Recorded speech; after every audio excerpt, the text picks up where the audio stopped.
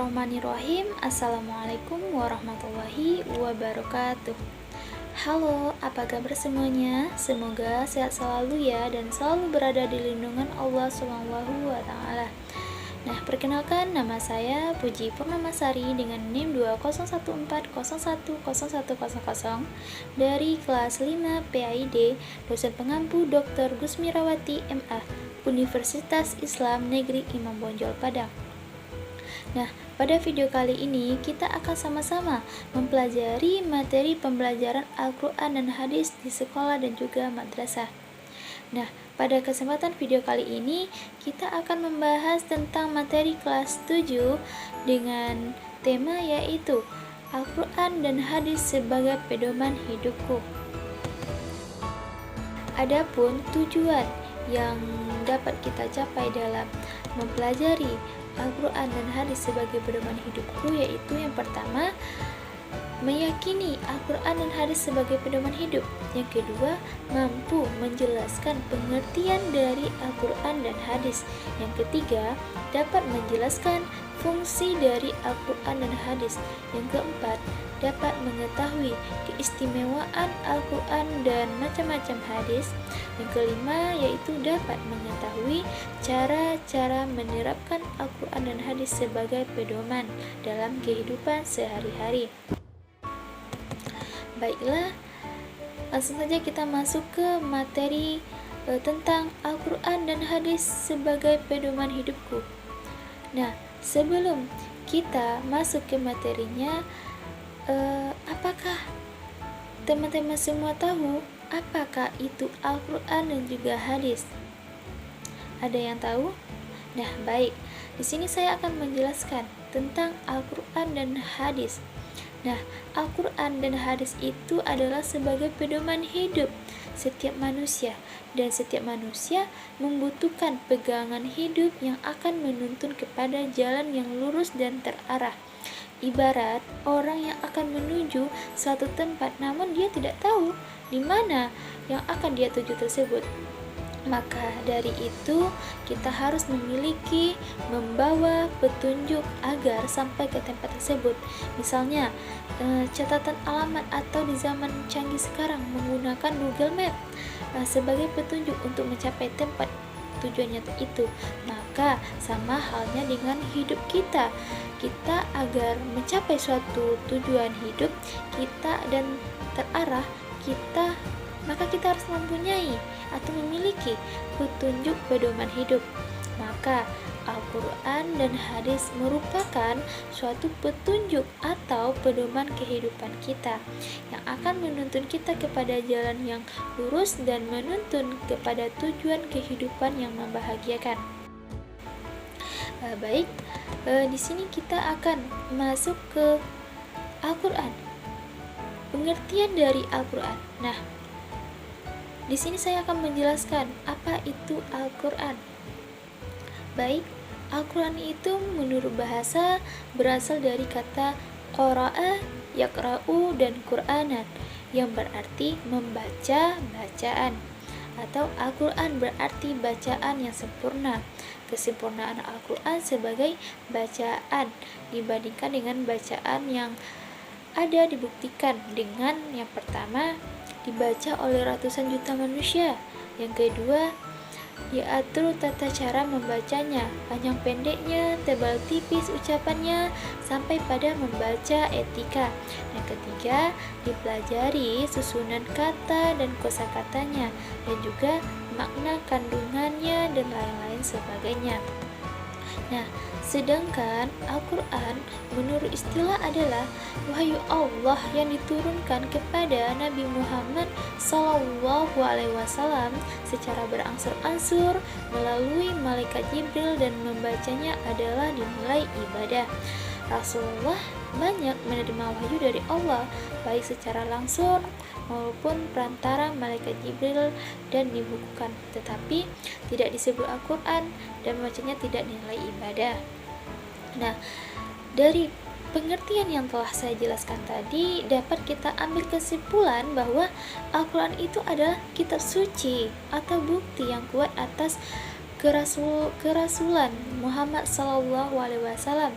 Keberadaannya hingga kini masih tetap terpelihara dengan baik dan pemasyarakatannya dilakukan secara berantai dari satu generasi ke generasi lainnya dengan tulisan maupun lisan. Nah, dengan pengertiannya Al-Quran tersebut sebagaimana Allah SWT berfirman dalam surat Al-Isra yang mana berbunyi, A'udzu billahi minasy syaithanir rajim. Bismillahirrahmanirrahim. Inna hadzal Qur'ana yahdi lillati hi aqwamu yubasyshirul mu'minina alladzina ya'maluna as-solihati anna lahum ajran kabira. Shadaqallahul azim. Artinya, sungguh Al-Quran ini memberi petunjuk ke jalan yang paling lurus dan memberi kabar gembira kepada orang mukmin yang mengerjakan kebajikan bahwa mereka akan mendapatkan pahala yang besar. Dalam surat Al-Isra ayat 9. Selanjutnya yaitu mengenai fungsi Al-Quran secara umum. Nah, untuk fungsi Al-Quran secara umum itu yang pertama yaitu sebagai sumber ajaran atau hukum Islam yang utama.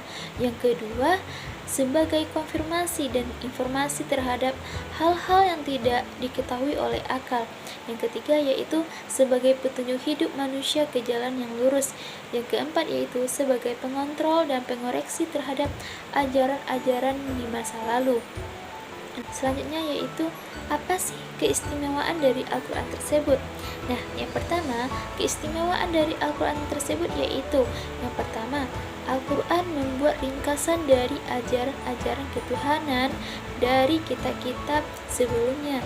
Yang kedua, Al-Quran memuat kalam-kalam ilahi yang dijadikan sebagai pedoman hidup sepanjang masa. Yang ketiga, Al-Quran sebagai sumber ilmu pengetahuan.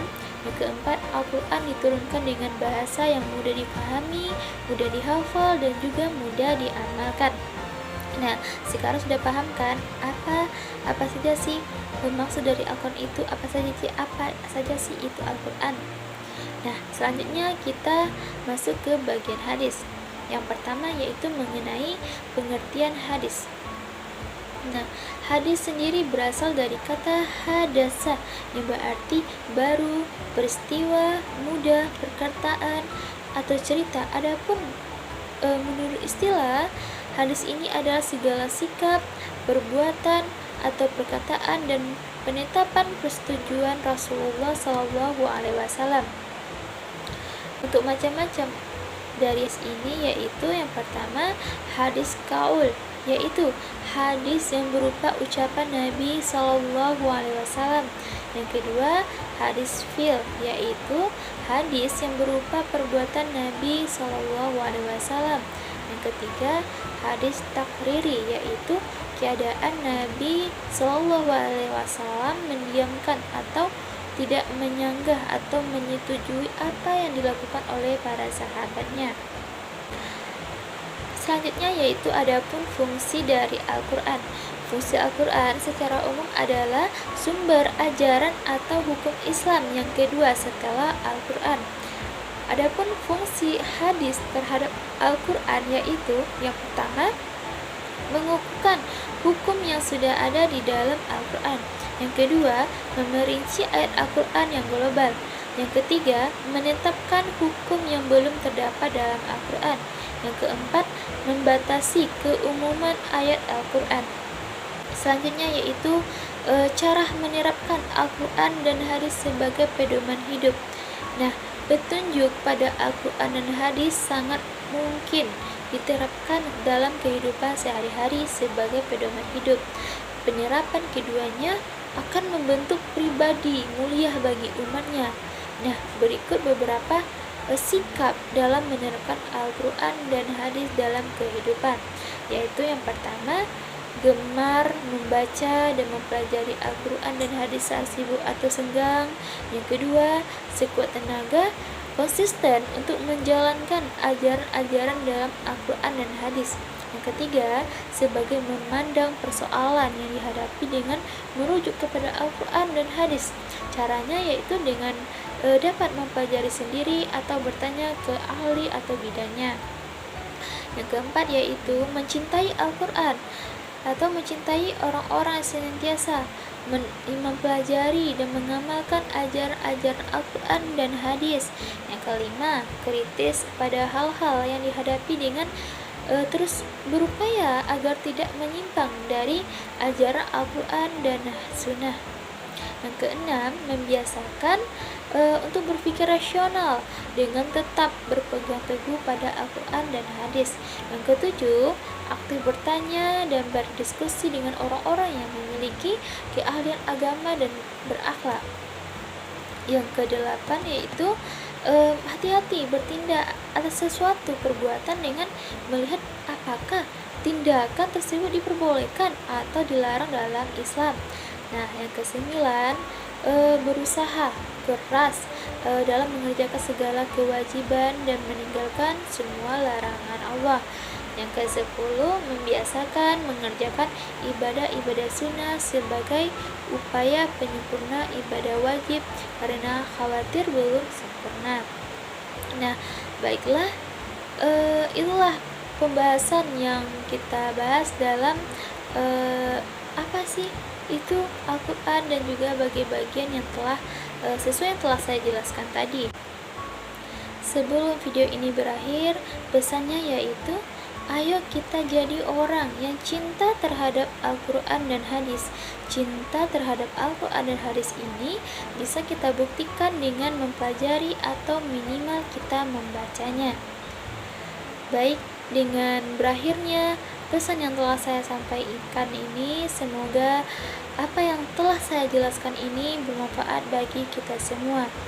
Mungkin sekian, terima kasih. Kita ucapkan dengan membaca Alhamdulillahirabbil alamin. Terima kasih. Saya akhiri dengan wabillahi taufiq wal hidayah. Wassalamualaikum warahmatullahi wabarakatuh.